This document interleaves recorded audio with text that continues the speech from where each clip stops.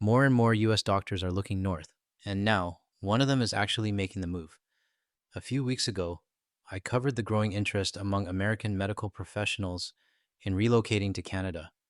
Today, we've got a real example, a doctor who's officially decided to leave the US healthcare system behind and start practicing here. I want to share my thoughts on what this means, why it's a win for Canada, and how it reflects the broader shift we're seeing from across the border. Since this story is based on Vancouver Island, the visuals you'll see today are from the city of Colwood, just southwest of Victoria. I haven't been there myself yet, but looking at these photos, it definitely makes me miss the island. Let's get into it. Dr. Mthana Yakob has been working as a family physician in Colorado for 6 years now, but by November he will be practicing medicine in Colwood. Finally visited just this past weekend, and we absolutely fell in love with it. He'll work at a city-owned clinic which has recruited 4 doctors from the U.S., the U.K. and other parts of Canada. Dr. Yakob, who spent part of his childhood in Canada and already has Canadian citizenship, heard about the New Island Clinic while attending a medical conference in Vancouver last year and was ready for change. You do see this pressure from insurance companies where you feel like you're just kind of catering to their whims, and those whims change every 6 months, and it could be extremely frustrating because you know what you want to do for the patient. This ties directly into what I covered in a previous video, the growing frustration among US doctors. They're not just under pressure to save lives, they're also stuck dealing with insurance companies breathing down their necks. Now, I'm not a doctor, but I can imagine what it's like trying to keep someone alive, only to be told the insurance hasn't cleared. That's not just paperwork. That's a moral gut punch. And it's a dilemma far too many doctors in the US are being forced to deal with. The province is hoping more U.S. doctors and other healthcare providers feel the same way and recently began a $5 million recruitment campaign running ads in Washington State, Oregon, and parts of California. This week, a branded coffee truck was giving out free coffee in Seattle. Doctors of BC support all efforts to address the province's health workforce challenges. It's so important to improve timely and quality access to care for our patients. The ministry says more than 1,600 healthcare providers have expressed an interest in moving to our province. But the ministry did not provide numbers on how many doctors and nurses had actually committed to coming to BC. 1,600 doctors want to come to British Columbia. That's just one province, not even counting the rest of Canada. Now let's be conservative here. Even if only 30% of them actually commit, that's around 480 new doctors for BC alone. And with how stretched our healthcare system already is, even a fraction of that would make a huge difference. I hope my guess is on the low end, but even if it's not, any number above 0 is better than nothing. The system's overwhelmed, everyone knows it. So if qualified doctors want to relocate to Canada, I say bring them in. We need them, and we shouldn't make it harder than it already is. In a statement, the ministry says steps are being taken to get those interested to BC, but this is a process that takes time. Dr. Yakob says, like BC, the U.S. is also facing a family doctor shortage, particularly in rural areas. It's pretty routine that you see physicians with panels of 1,800 to 2,600 patients. It's not unheard of that you have physicians feeling like they're flying from room to room. He says despite flaws in BC's healthcare system, he believes it's a much better system. Even, the poorest among us will still be able to get the care if they need it, where here it's a coin toss. They may not get the care at all. He says Colwood has been welcoming. Bottom of my heart, thank you. And he can't wait to make BC home. Michelle Brunoro, CTV News, Vancouver. Something Dr. Yakob said really stuck with me, probably because I've lived overseas and experienced what healthcare looks like outside of Canada. Our system here isn't perfect.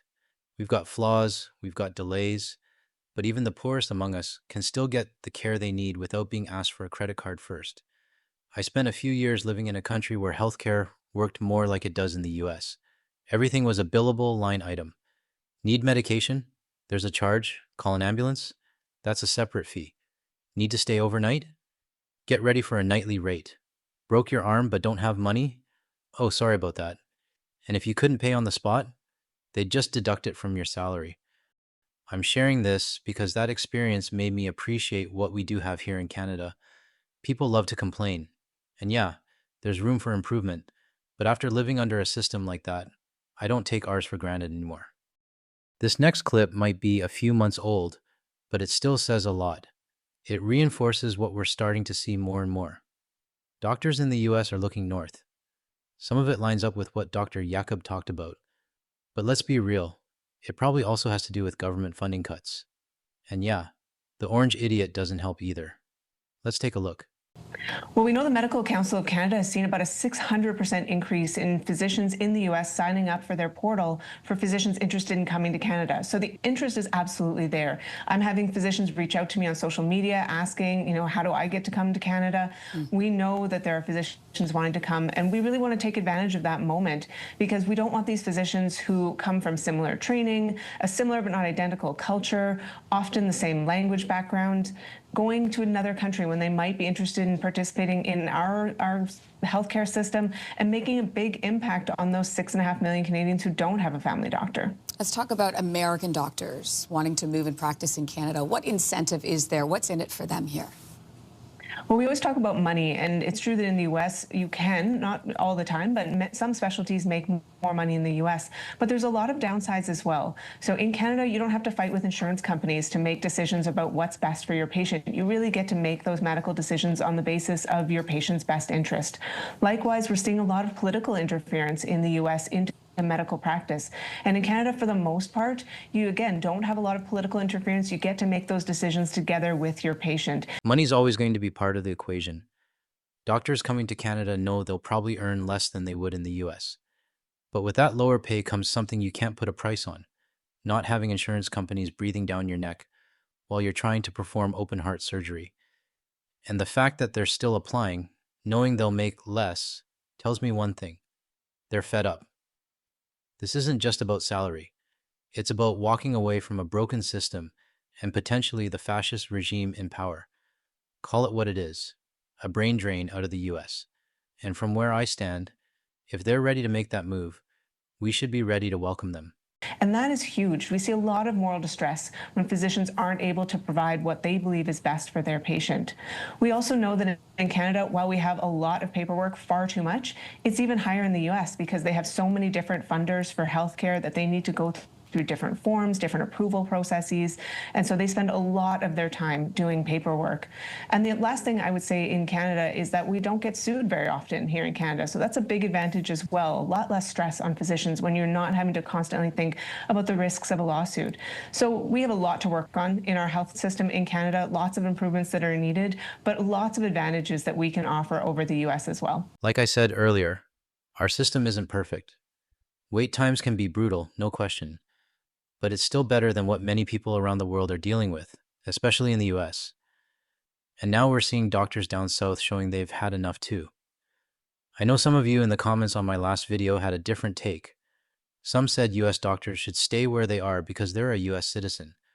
Others felt that doctors who left Canada for higher pay shouldn't be allowed back. I don't agree.